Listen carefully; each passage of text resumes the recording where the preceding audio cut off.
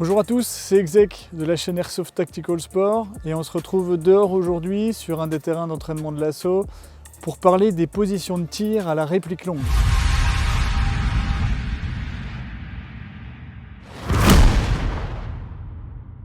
Alors pour bien comprendre ce qui va se dire dans cette vidéo, il faut d'abord comprendre la notion de main forte et de main faible. La main forte, ça va être, pour un droitier en général, sa main droite. C'est la main qui tient la poignée pistolet. Cette main, elle va quasiment jamais bouger d'ici, sauf dans des cas précis où on reviendra dessus. La main gauche, pour moi, ça va être ma main faible. C'est la main qui travaille, c'est-à-dire c'est la main qui vient chercher les chargeurs ou qui appuie sur le PTT quand on veut parler à la radio. Donc voilà, maintenant vous connaissez votre main forte et votre main faible et on va pouvoir passer à la position de tir.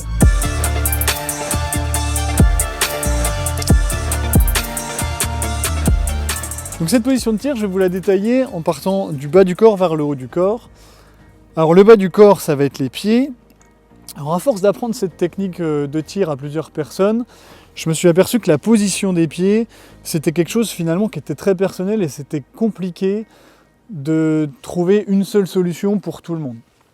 Donc c'est pour ça que je ne vous les filme pas, parce que finalement, la seule chose que j'ai à vous dire, c'est gardez grosso modo l'espacement de vos épaules, ce qui va vous permettre d'être mobile et de partir assez facilement. Si vous avez les pieds trop écartés, vous êtes trop ancré au sol, et quand on a les pieds trop serrés, on n'est pas très stable. Maintenant, la position des genoux. Donc ça c'est plus important déjà. Il ne faut pas être raide, c'est-à-dire qu'il faut quand même fléchir un petit peu les genoux de manière toujours à être mobile et de pouvoir partir assez facilement d'un côté ou de l'autre. Deuxième chose pour les genoux, c'est que plus on va amortir, sans être forcément en bas comme ça, mais plus on va amortir, plus quand on va commencer à faire du tir en mouvement, ça va nous permettre d'être un petit peu sur des amortisseurs et d'avoir un tir plus régulier en marchant. Alors ensuite on passe aux hanches. Là c'est également important. Les hanches, il faut qu'elles soient face à la cible.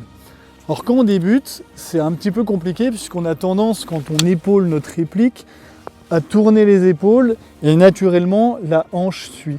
Donc forcez-vous, lorsque vous visez avec votre réplique, de mettre vos hanches perpendiculaires à votre réplique. Donc vraiment face à la cible. Et ça c'est important, et on va retrouver exactement la même chose au niveau des épaules. Donc faites que tout suive, donc votre ligne de hanche et votre ligne d'épaule, et qu'elle soit face à la cible. Faites pas ça, vraiment, restez face à la cible. Donc entre les épaules et les hanches, il y a le dos. Là il y a deux écoles. Il y a l'école, on va dire un petit peu old school, qui nous disait de nous pencher vers l'avant, afin sur une arme à feu par exemple, d'anticiper le recul. Mais maintenant, qu'on a quand même beaucoup de matériel sur la tête et des choses qui sont très lourdes, on a tendance à plus se relever et donc d'être très droit.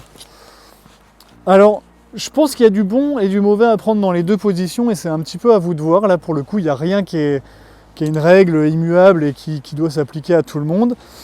Moi, j'ai quand même tendance en jeu, puisque on est quand même toujours un petit peu sur le qui-vive, de me pencher quand même un petit peu sur l'avant, alors sans exagérer, mais je ne suis pas tout droit, parce que tout droit, si on se met à tirer, on est quand même comme un petit peu un lapin au milieu d'une prairie, moi je trouve en tout cas.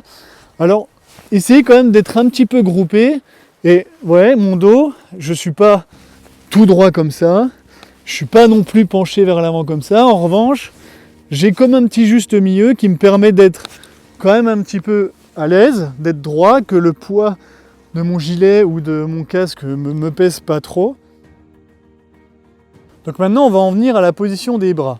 La position des bras, donc au niveau de ma main forte, donc on se rappelle, ça les règles de sécurité, je vous laisse voir la première vidéo qu'on avait faite. Le bras de la main forte, essayez vraiment de le rentrer contre vous.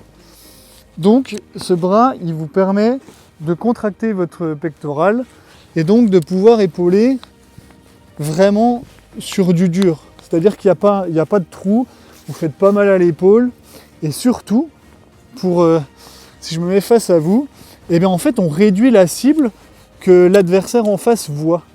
Quand on est comme ça et qu'on décale d'un mur, forcément c'est la chose qu'on voit en premier.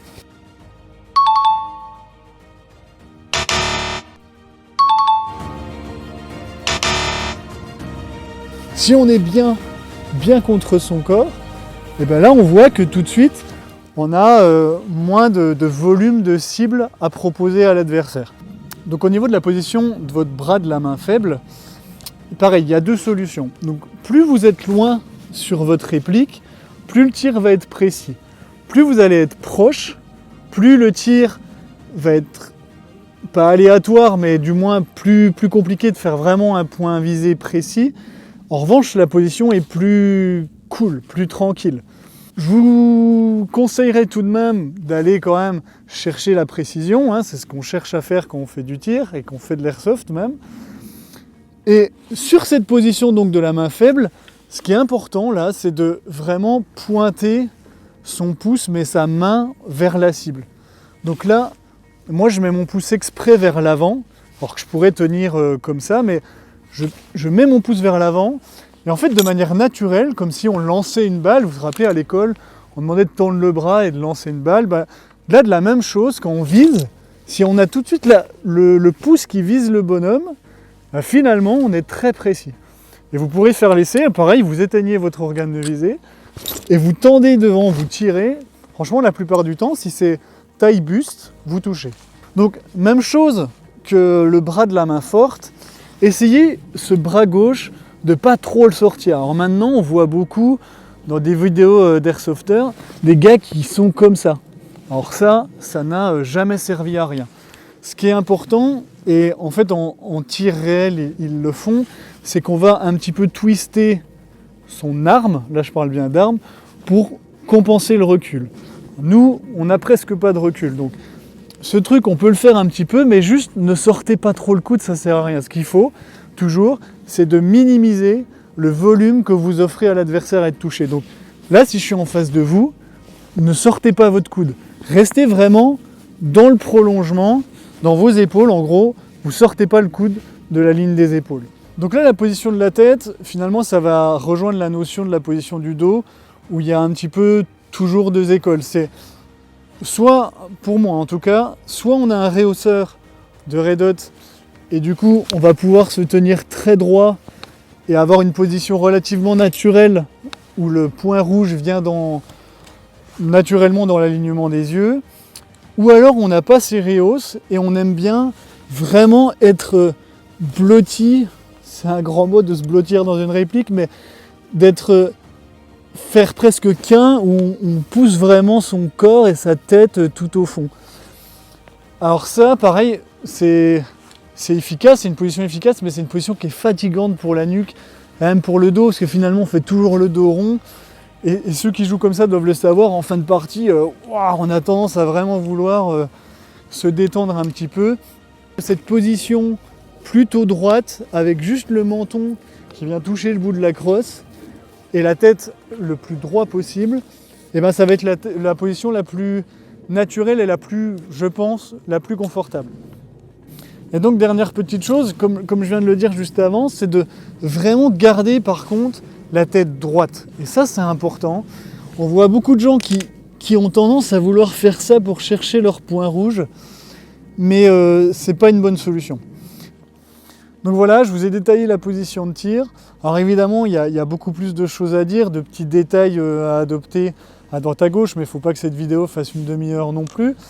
Donc n'hésitez pas à venir nous demander, même en commentaire ou autre, si vous avez des petits points de détail qui vous échappent. En tout cas, merci d'avoir regardé jusqu'au bout. Comme d'habitude, n'hésitez pas à laisser un petit like, etc. Ça fait toujours plaisir. Si vous avez des questions, comme je vous l'ai dit, on est là et on y répond. Donc je vous dis à bientôt, et ici ou sur les terrains.